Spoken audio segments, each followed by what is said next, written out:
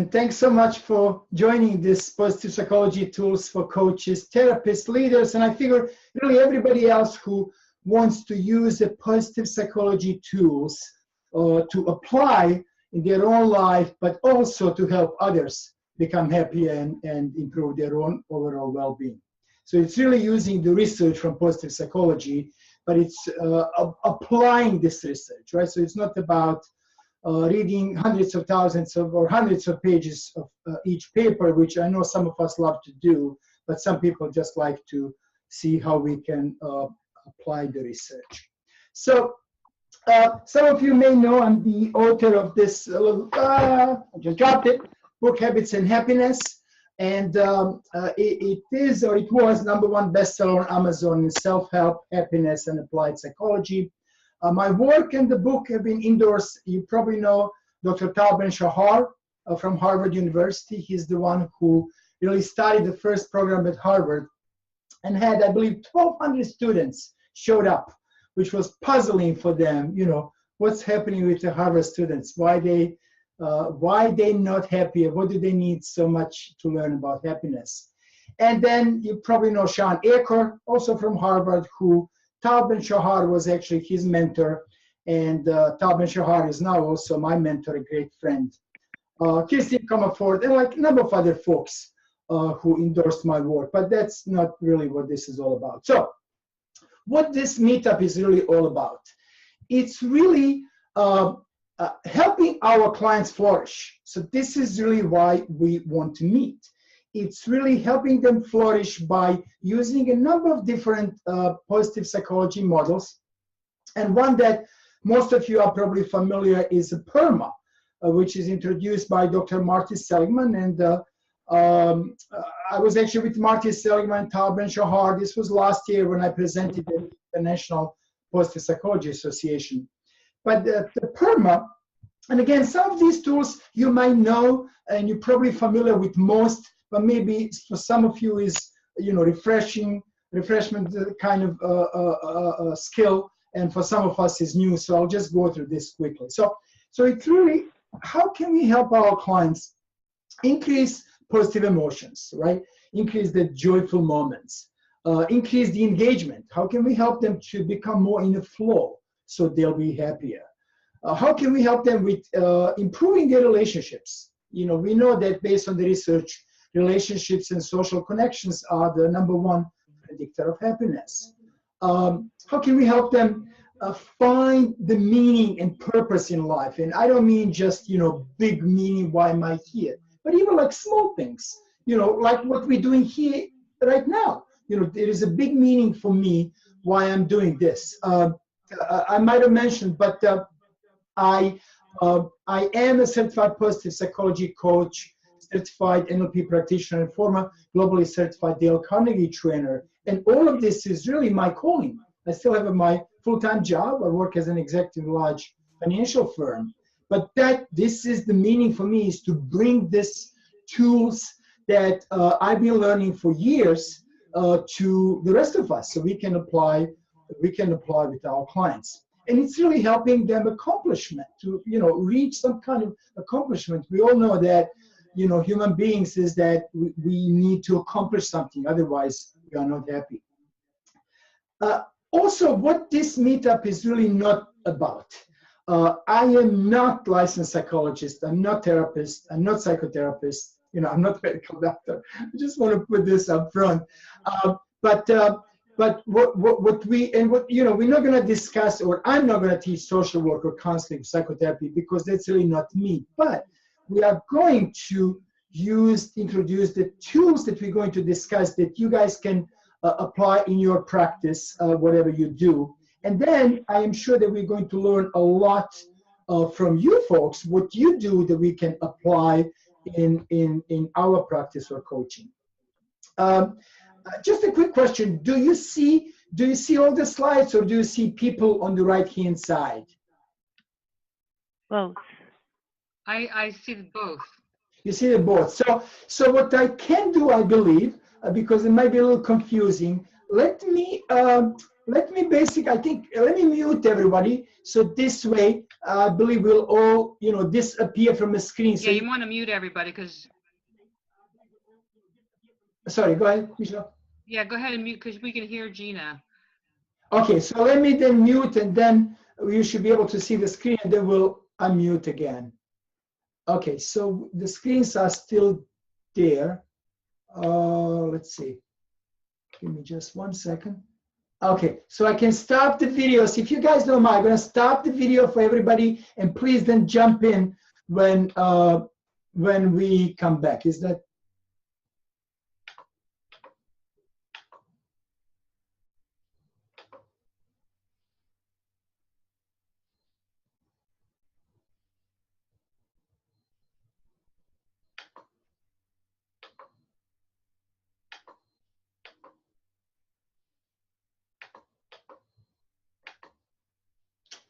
I don't think this stopping video is helping. So what we'll do is I'm gonna let's just put the videos on,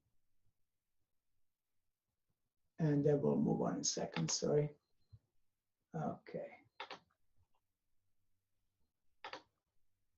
Okay. You see Daniela. So I'm putting some videos on, and we'll go on. Okay. So really what we want to do is help our clients find the true happiness, right? To stop that rat race. I'm gonna have to mute everybody, I'm sorry. 1 second. Okay, so what we really want to do is we want to help them find the true happiness, true meaning in their life, and stop this, the rat race that, we were also told that most of our clients, they'll be happy, if they work hard, if they earn more money, when they buy those things, when they get the house, when they get the family, when they get the kids. But in reality, that's really not how it works. In reality, that the happiness, we can really only have it now, right, in this moment. And we have to, just by really truly helping clients to stop chasing it and get it with the tools that we're going to provide for them. So we also know that based on the research by Sonia Lubomirsky and others, but particularly this one by Sonia Lubomirsky, that 50% of our happiness, if you will, is really determined by our genes. So, okay, fine, we'll give them that 50%. 10% circumstances, give them that as well.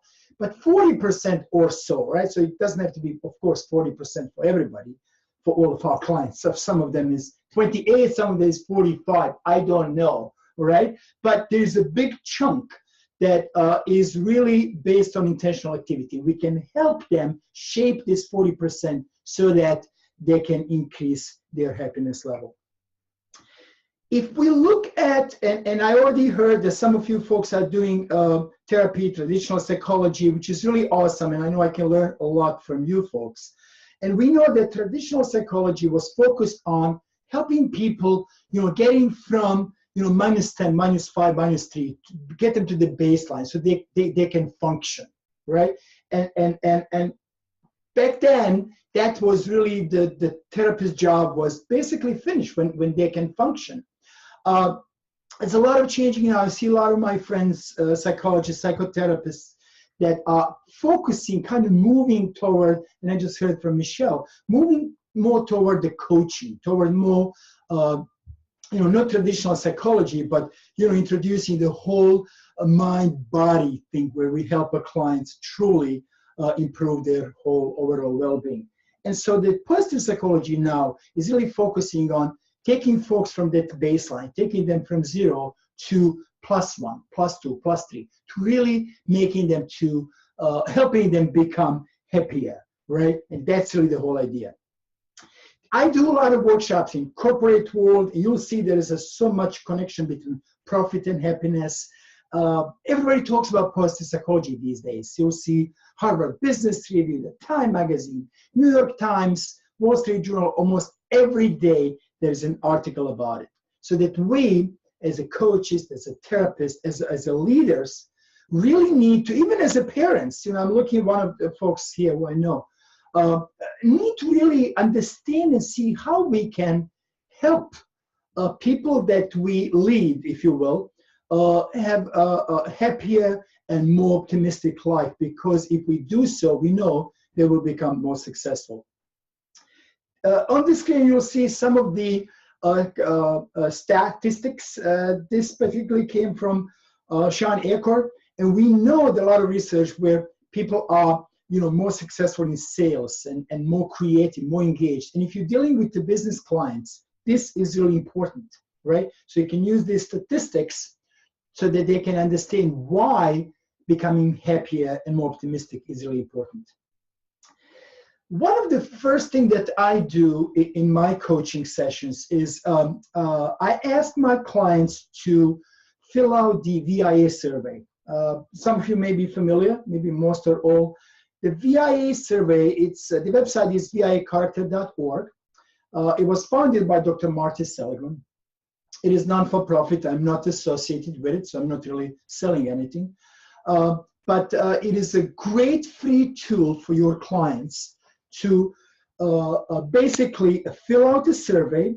They will get the top 24 characters. And then what's going to help you and your client is to look at what are they really good at, so that you both can focus on what your clients are good at. This is really, really great tool, and any good tool on strength that you can use. It could be DISC. I particularly like this one because it's free. It takes 10-15 minutes for clients to fill it out, and they can redo it again, and they can see if there are any changes. And I guarantee you, if you coach or do anything with your clients, there will be changes in their life if they start applying some of these tools. As a habits expert, I work a lot on habits, and that some of your clients will come and say, well, I need to work on this, I need to change this, or I need to start exercising, I need to start meditating, I want to make X amount more money. Whatever it is, it's all based on habits. And we're going to have a special sessions on habits, but right now, I just want to give you a couple of quick tips. The one thing that I do, I actually have this on one of my cards, and it's kind of like promotional card, and at the same time, on the other hand, I use this 30-day habit challenge. And I basically, in a workshop, I kind of walk them through this, but I ask them, and you can just, I can send you this PDF, you can use it, you can create your own, but basically ask your clients to do the 30-day habit challenge, and to kind of do the check mark from day 1 to day 30 if they did this exercise or not. So, if they want to start exercising, for example, you want them to say yes if they did it or no if they did not. And really the idea is not that, we're not asking them to make sure that 30 days are all checked, but we're asking them to do the exercise so that they will really understand how they do. And then by implementing some of the tools based on the research on habits, we're going to help them establish new habits and or change the existing ones. Just briefly, couple of I call it 7 secrets. First, we don't need to explain to them they need to believe that they can change it. They can change their habits. This is mostly based on work by Bruce Lipton, who some of you know from research on belief. And what he basically proved is that when we believe in something, when we truly believe that our body all the way down to the cell level changes. And I think that's incredible research. When he did this years ago, they all thought he's crazy. They didn't let him teach in college, in universities. And now, of course, he's a famous guy all over the world. So make sure that they believe they can do it. Otherwise, if they say, yeah, I think I want to work on this, nah, not good enough. The next thing is, it's very simple. I basically, and this one is funny, but I know a lot of my clients do, and I do it in workshops, and it's just simply to smile. And to teach them that if they smile and when they smile, that they're going to release some happiness chemical, some dopamine. So I basically do this every morning. I have my, wake up with a smile exercise. And when I wake up, I smile, when I hear the alarm. I know it sounds crazy, But basically is that you don't have to be happy to smile. And when you smile, just the gesture, this moving these muscles will give you some dopamine so that you don't have to go to the drugstore. You can just get some happy chemical. Small wins, based on a work by Carl Weck, is basically telling your clients that they need to do the small things. So if they want to clean the basement, start with moving one item, spend the 30 seconds. Next day, spend a minute, move 2 items. Next day, spend the 3 minutes, right? Because cleaning up the basement, for example, is a huge task, and that's why people don't do it. Moving on to willpower. This we're gonna have, certainly a session on willpower, but it's really we need to teach. Not teach, I said teach, but I teach in workshops, but of course if you do one-on-one, you don't teach. You give them the tools so that they can do these things themselves. But it's really a way to increase their willpower so that they will be better equipped to do what they want to do. And something simple such as, to do something they have never done before. So to, eat the food they've never ate before, to take stairs instead of the elevators, to brush their teeth. This is actually based on the research, to brush their teeth with non-dominant hand for at least 21 days. I say 30. Now, this is interesting. When I was teaching this at the International Conference on Positive Psychology and Cognitive Behavior Therapy, I had a presentation. Somebody from South Africa said they actually use this same research with their clients and works so well. So really, it's being done, all over the world. Activation energy and the 20-second rule. This comes from, activation energy comes from Dr. Mihail, who you probably know, well known on his work on flow. And the 20-second rule comes from Sean Eckhart. And what this really means, again, we can talk a lot about this, but what this really means is that if your client, if he or she wants to do something, you want to make sure that they decrease the activation energy. What that really means is that, let's say they want to eat healthier food, they want to eat more fruit. Well, you want to make sure that they have their fruit on the kitchen table, not in the refrigerator on the bottom shelf, because that kind of increases that activation energy and decreases this 20-second rule, meaning that it takes less time for them to do it, right? If they don't want to eat junk food, well, first, they shouldn't be buying that, right? But if they do, make sure that they keep it somewhere away from them. Put it in the basement, somewhere in the pantry, so it's not in the kitchen as soon as you open up the cabinet, right? So that is when I'm talking about activation energy and 20-second rule.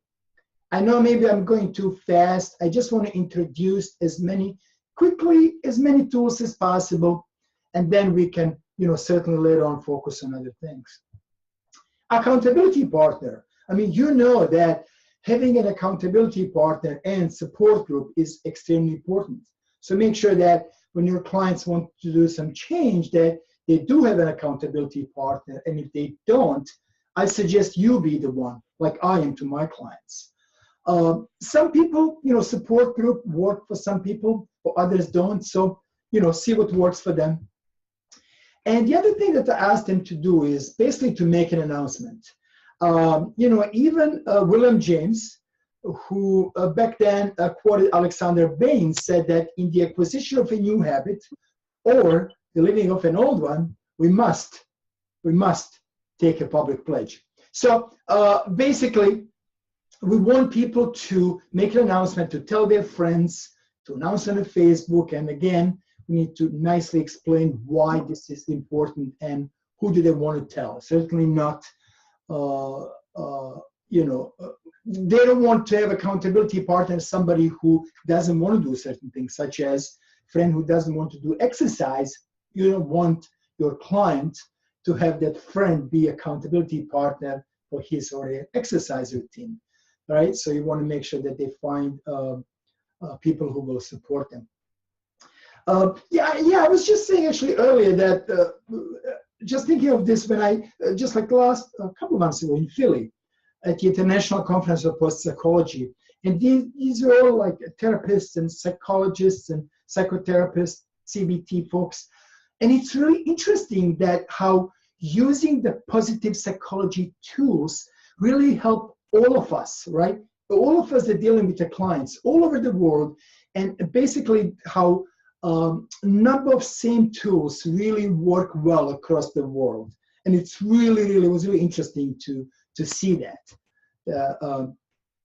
I already talked about this 30-day challenge exercise that I like to give to my clients. One quick thing, you know, when you talk to your clients is, I always ask what went well. The positive psychology is all about what's good with us rather than what's not good with us, right? It's what's good with us rather than what's wrong with us. So it's all about what's good with your organization rather than what's not. So that's why, you know, asking this simple question, what went well, when they come to your next session, what went well last week, it really sets the tone instead of them start complaining about what was, you know, what happened, what was going wrong. This way you put that tone right there on what went well. So they'll give you their positive experience. So think about what you can do to help your clients increase PERMA, right? Just something for you to think. We can discuss this later in the Q&A session. But this is really important because providing them these tools is really absolutely necessary so that they can become happier and increase their overall well-being. So here's Dr. VIACharac and his famous work on flow. You really want to help your clients spend more time in the flow. Now, what's flow? If you think about, you know, when you were a kid and you played, you know, football, or you, you know, played with your friends, whatever was your favorite game. At the time, you didn't think of anything. It wasn't about, oh, you know, what am I going to have for dinner? Who's going to win? What happened to me last week? It was all about just being in the moment. So it's almost like a flow is what Dr. Tal Ben-Shahar, which I love this definition, he calls that meditation in action. So it's almost like you're meditating, you're in the present moment, right? But you are in action, you're creating art. If you think of artists, they are in the flow when they create their art. That's all that matters. They don't think how it's going to look at the end. They don't think how much money they're going to make.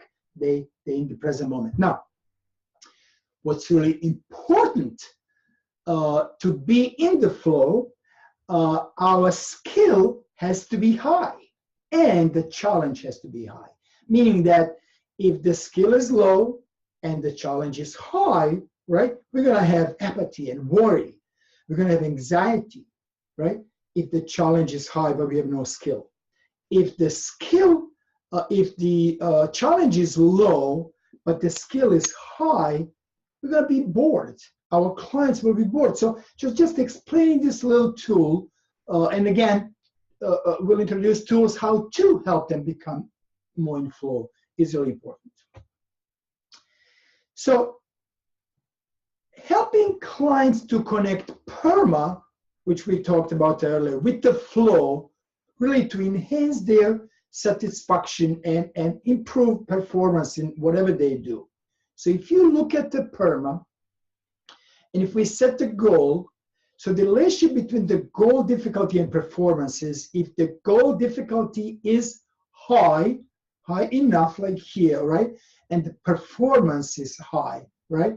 Now, if you look at the flow, it's kind of like the same thing, right? We want the challenge, right? The goal to be difficult enough. And then that's really, if you have enough skill to perform that goal, if you have enough skill, that's really when we perform high.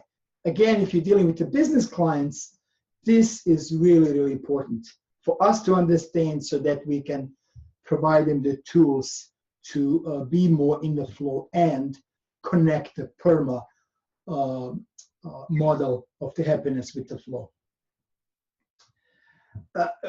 what we really need to do is help our clients to do what they're good at. Again, that's what positive psychology is all about. So if you look at some of the surveys, this was by Gallup.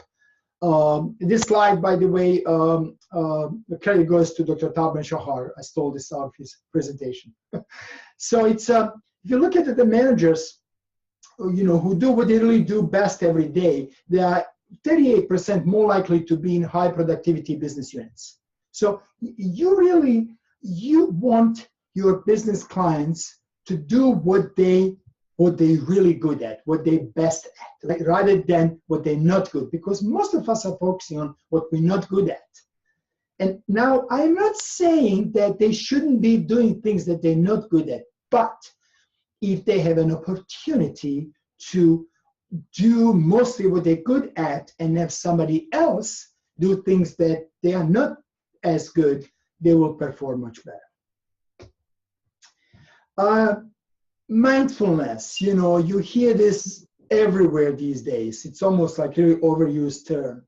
And I don't know how much, we're really explaining this clearly, and the tools that we can provide to our clients, mindful listening, working, eating, walking, cleaning, living, really how to live mindfully, right? So it's not just about, term mindfulness, but explaining it clearly and giving them tools to be in the moment is what truly matters. That's really, really important. And again, we can have, we're going to have a number of sessions on mindfulness because that's, and meditation, because that's a really important subject.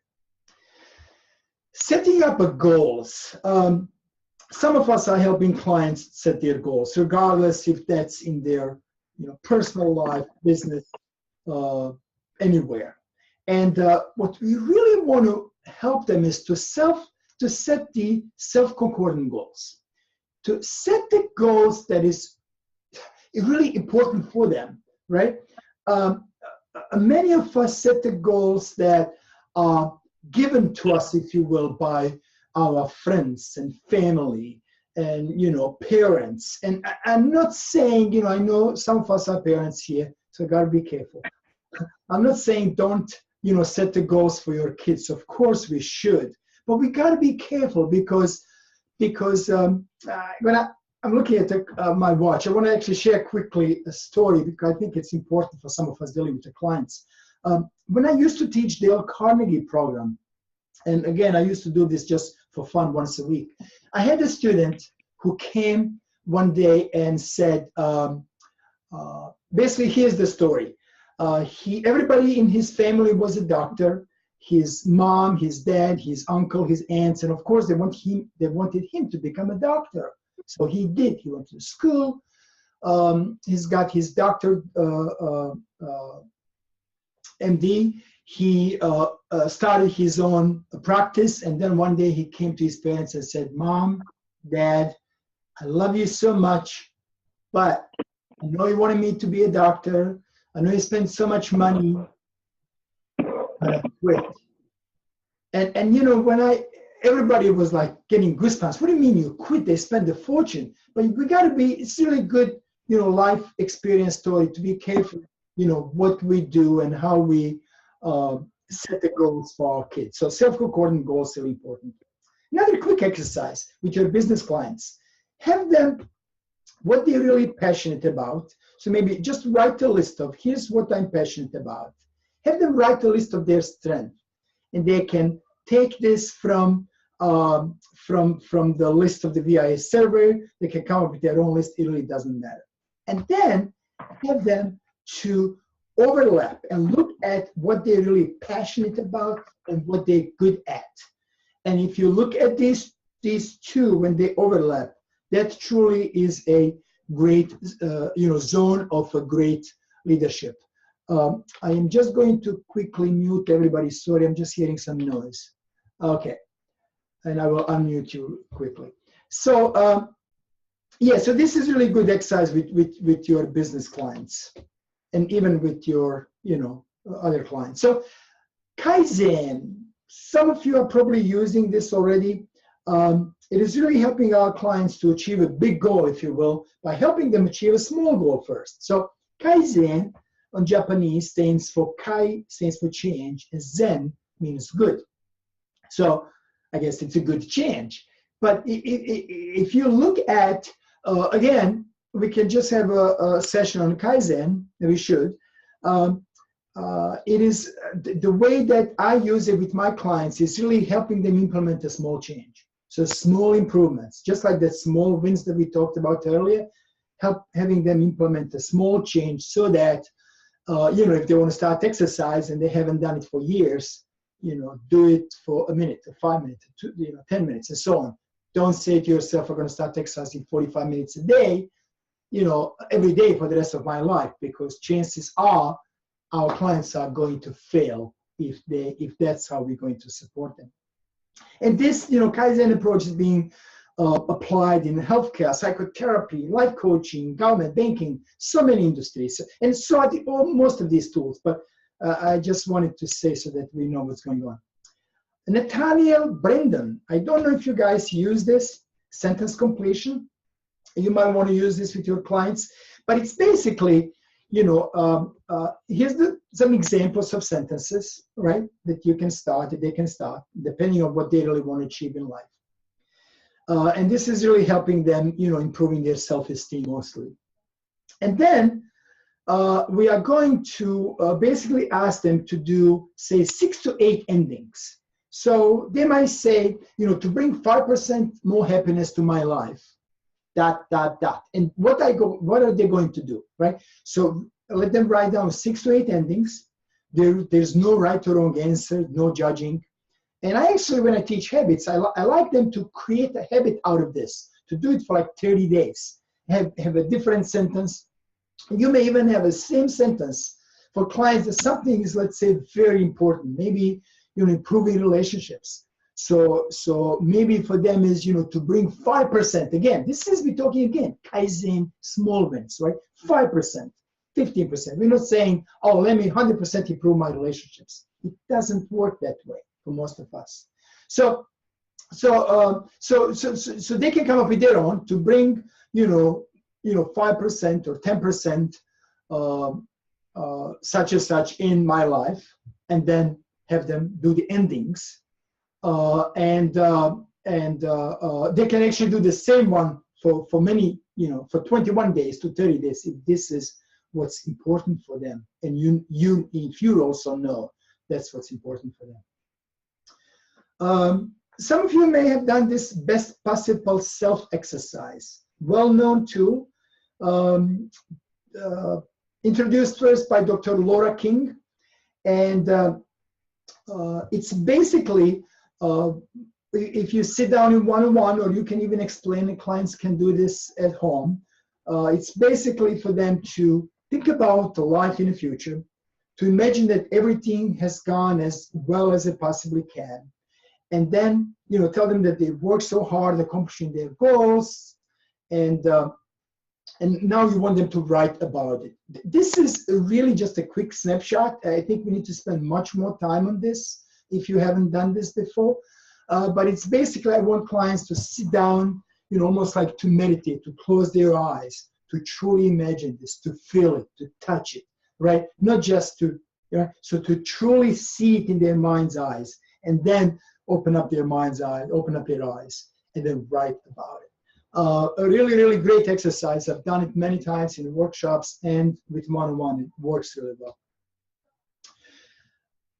We need to teach them optimism, pessimism, realism. Again, it's one thing to tell clients they need to be more optimistic, but it doesn't work for a lot of clients, right? Some of them are just more pessimists. Some of them are saying, I'm just realist. You don't want your pilot to be overly optimistic and say everything will be fine, right? You want them to be not so optimistic, right? You want them to be pessimist, to think everything will be wrong if they don't do certain things. So, and here I bring work, as some of you, most of you, all of you probably know Viktor Frankl. When you think of optimism and what this gentleman went through and how his view and work on logotherapy. It's really amazing how, back in the days, we knew all about optimism. We just didn't do as much research as we do today. Another tool, just quickly before we move on, is what's called the 2-minute miracle. And you, again, probably might know this tool. It was introduced by, again, Laura King and Dr. Chad Barton. And what they basically did is they had people to write about their positive experience 2 days in a row, 2 minutes. 2 minutes, 2 days in a row. That's 4 minutes of work. And they noticed tremendous improvement in people's well-being.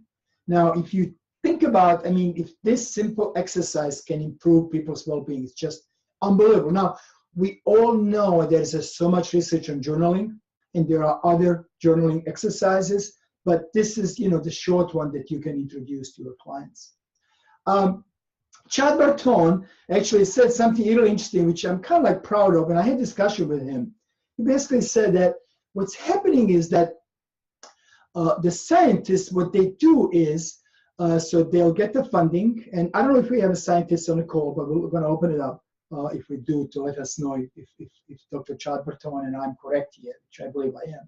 So they get the funding, they do the research, and most of them, when they finish the research, they just then look for new funding. They have no clue, most of them, not all, of course, don't really know what happened to their research. And he was so grateful that people like myself and some of you folks are now taking these tools and really bringing it to the rest of the world, bringing it to the people on the street, so that positive psychology is not only for folks who can afford, $70,000 go to UPenn, people who can afford to go to, Harvard University or Princeton, although these last two don't really have a special positive psychology program.